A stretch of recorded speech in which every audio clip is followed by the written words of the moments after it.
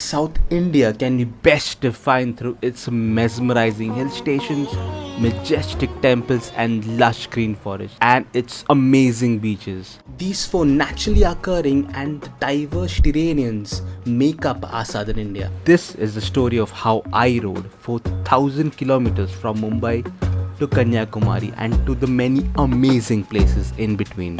And this is how it looked.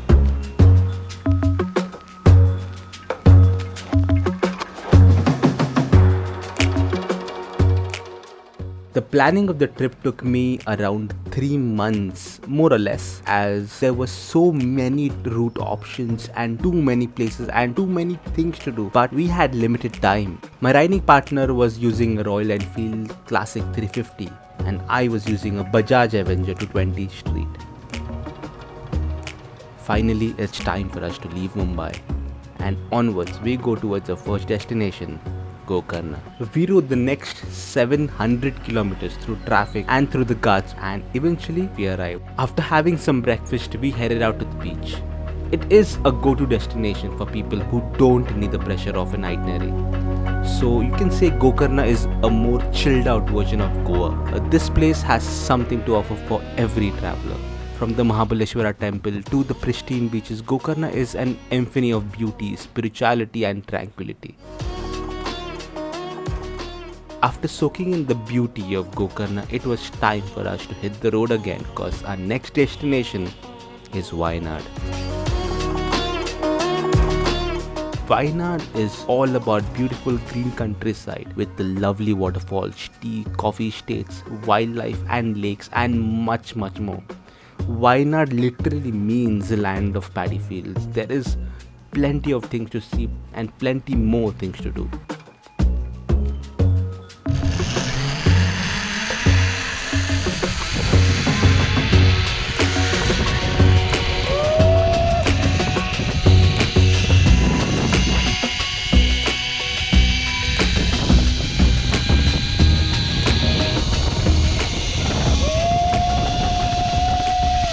And soon we were back on the road, further enjoying the beauty of Wayanad and gradually moving south towards our next destination, Allepey.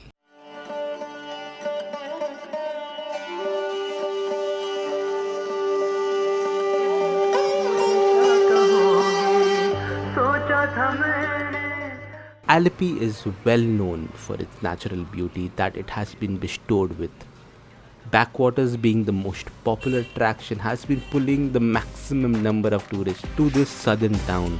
Calm backwaters and the houseboats, two attractions that you would really enjoy.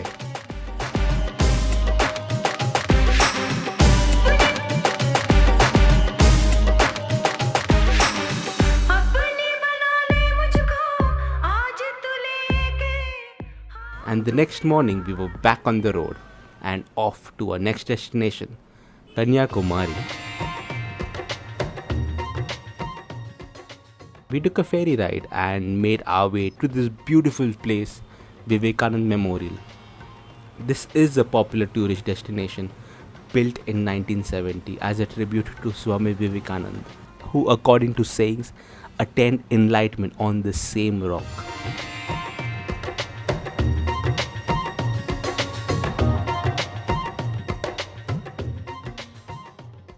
Soon, we found ourselves walking towards the last man-made point in India where the Arabian Sea, Indian Ocean and the Bay of Bengal unite right before us.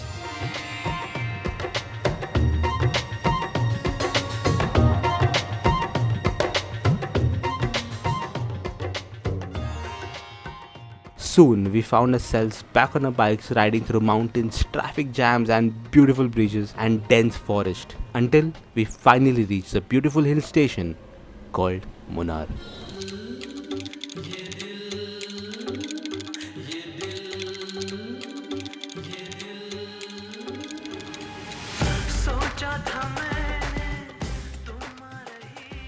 Munnar is a town and a hill station located in the Idukki district in the southern western India state of Kerala, and it's also known as the Kashmir of South India.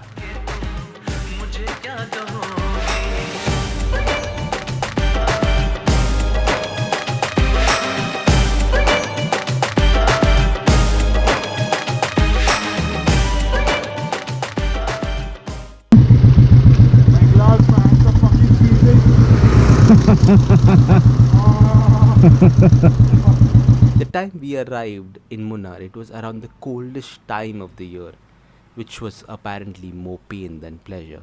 But regardless, we kept on riding. And then it was time for us to get back on the road where we felt most alive while admiring the magnificent view all around us. And we moved ahead to our next stop, Mysore.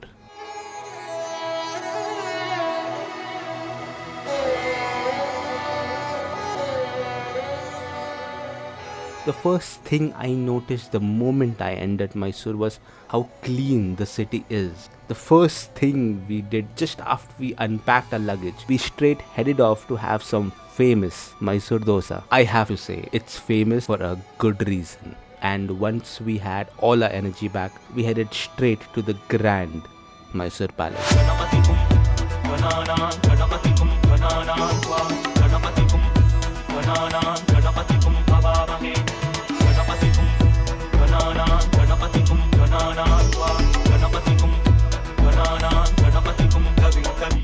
And before we even knew it, it was time for us to hit the road again, because our next destination, which also is the last, Hampi.